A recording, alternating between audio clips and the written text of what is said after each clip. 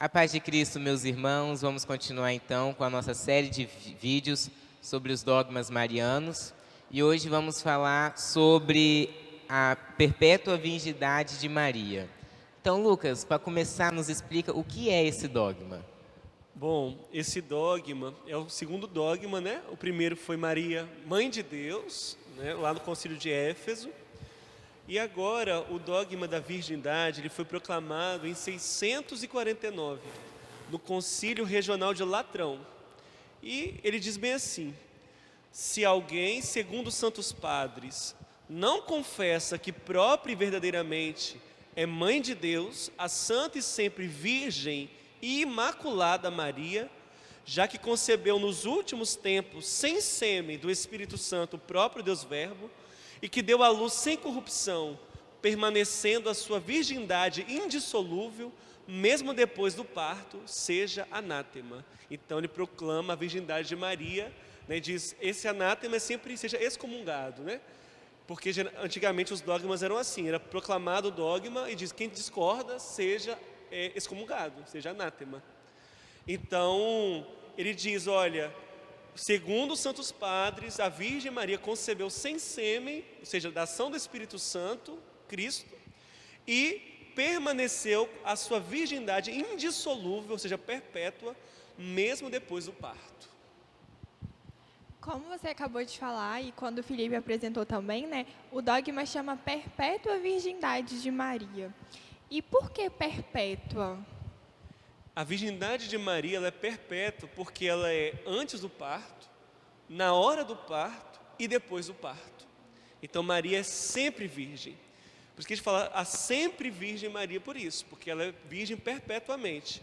Antes do parto, a virgindade antes do parto, tem a ver com a concepção virginal de Cristo, né? Porque, como eu li aqui para vocês, ele diz, concebeu nos últimos tempos sem sêmen, ou seja, não houve uma relação sexual humana para gerar Jesus. Por isso que ela é virgem antes do parto, ou seja, Cristo foi concebido pela ação do Espírito. Então, ela ali foi virgem. Na hora do parto, Maria continua virgem. Tanto que o dogma diz, né, que a virgindade dela, a integridade física dela permaneceu com o parto, né? As mulheres, elas têm algo chamado ímen, né, no seu órgão genital, que quando elas perdem a virgindade, né, esse ímen, né, ele desaparece, vamos dizer assim. E Nossa Senhora não foi violada. Então, mesmo quando Jesus nasceu, não foi violada nada nela, no corpo dela. Tanto que não houve sangramentos e nem dor. Porque se a gente for ver lá em Gênesis 3, diz que a dor do parto é castigo do pecado, né? E Nossa Senhora é sem pecado. Então, o parto de Maria não teve dor, não teve sangramento, foi um parto imaculado, foi um parto milagroso.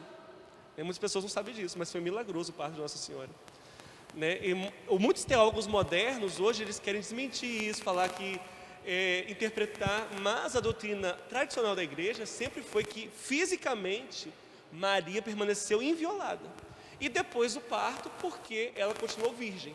Ela não teve filhos ou outras relações, né, sexuais com ninguém. Então Maria, ela é virgem antes, concebeu Jesus sem relação. Na hora do parto, não foi violada nem pelo nascimento do filho, né, seu parto sem dor e sem sangue, e depois do parto, por isso que é perpétua, ela é virgem total. Então, nós estamos na paróquia Virgem Maria.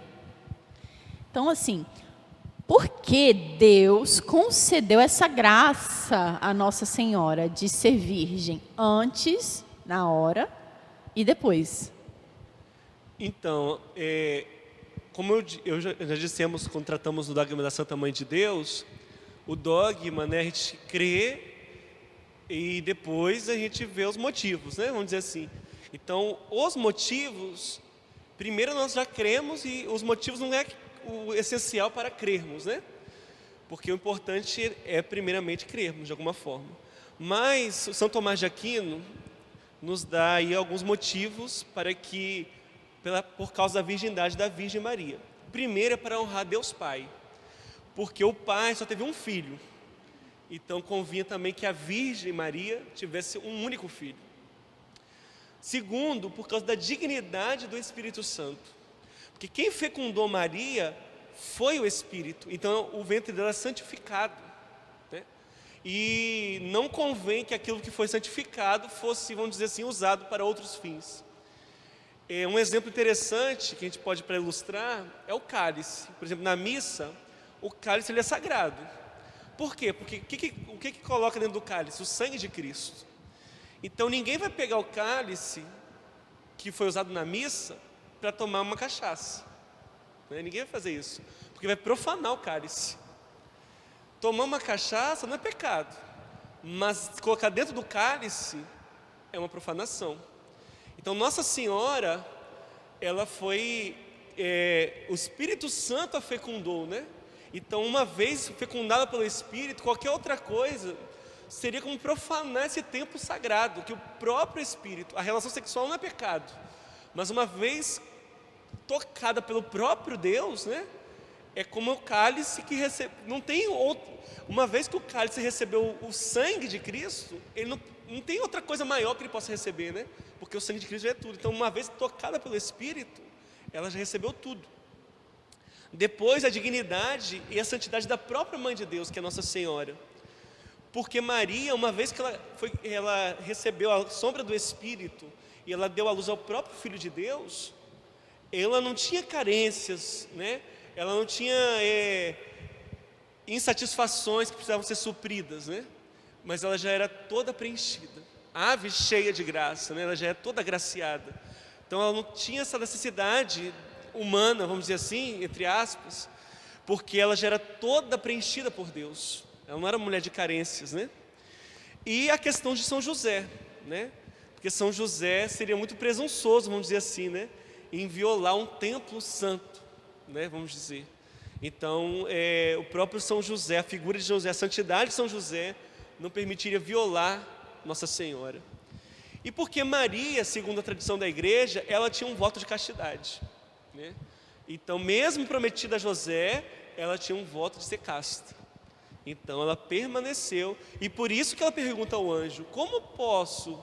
Porque ela tinha um voto, então como eu posso, sem conhecer homem algum, né? Então essa pergunta vai de tudo isso, dessa vivência de intimidade dela com Deus, e o Espírito, e o anjo vai dizendo, né? O Espírito vai cobrir com você, Maria, e ela permanece virgem, né? Inviolada, né? Então esses são alguns motivos que São Tomás traz para poder explicar um pouco por que Deus deu esse privilégio da Virgem Maria de ser virgem antes, depois, antes, na hora e depois do parto, sempre. Eu queria fazer uma pergunta, aproveitando esse engaste todo aí. É uma pergunta meio polêmica entre o mundo dos protestantes. Nossa Senhora casou com São José e ele chegou a ter outros filhos? Que Nossa Senhora tenha casado com São José é altamente provável, né, pelo que as Sagradas Escrituras dizem. Agora, não tiveram outros filhos, né, porque o próprio José, se a gente for pegar lá da Índia, São José, a gente fala, José é castíssimo. São José é casto, e a Nossa Senhora também. E quando na palavra de Deus fala dos irmãos de Jesus, é muito provável que está falando de parentes próximos de Jesus. Por exemplo, lá no Antigo Testamento, fala que Abraão era irmão de Ló, e que muito provavelmente, se a gente olhar a Sagrada Escritura, ele não era irmão, mas era o sobrinho dele. Então, Ló era o sobrinho, né, de Abraão. Então, chama de irmão, mas tem parentescos próximos, né? E também próprio quando fala em Mateus 13:55, né? Não é este o filho do carpinteiro, Maria é sua mãe, e seus irmãos não é Tiago, José, Simão e Judas? Então esse próprio Tiago que fala que é o irmão de Jesus, se nós formos pegar lá na palavra de Deus e ver os apóstolos, né? Tiago, um é filho de Alfeu e outro de Zebedeu. Então tem nada a ver com Maria. Então a gente vê que é parentescos, né? Então um estudo um pouco mais aprofundado da palavra de Deus vê que não quer dizer que foi um filho biológico que saiu do ventre dela, né? E a igreja não acredita nisso. Ela crê que Maria é virgem e não teve nenhum outro filho. O filho dela é Jesus Cristo, nosso Senhor. E agora, se alguém perguntar para você, Maria teve muitos filhos, você pode dizer assim, olha, teve mesmo, um sou eu e outro é você, porque todos nós somos filhos dela. Mas o filho de Maria é Jesus Cristo. Esse dogma, né, ele foi proclamado dia 8 de dezembro de 1854. E muita alegria, né, que esse dogma tem a ver com essa igreja também, né? Como ela foi concebida sem pecado se os pais dela, São Joaquim e Santana, eram pecadores? Nós acabamos de assistir o vídeo falando sobre a perpétua virgindade de Maria. No nosso próximo vídeo, nós falaremos sobre a Imaculada Conceição de Maria. Então se inscreve no canal, ativa as notificações para não perder a nossa série e fique ligado nos nossos próximos vídeos.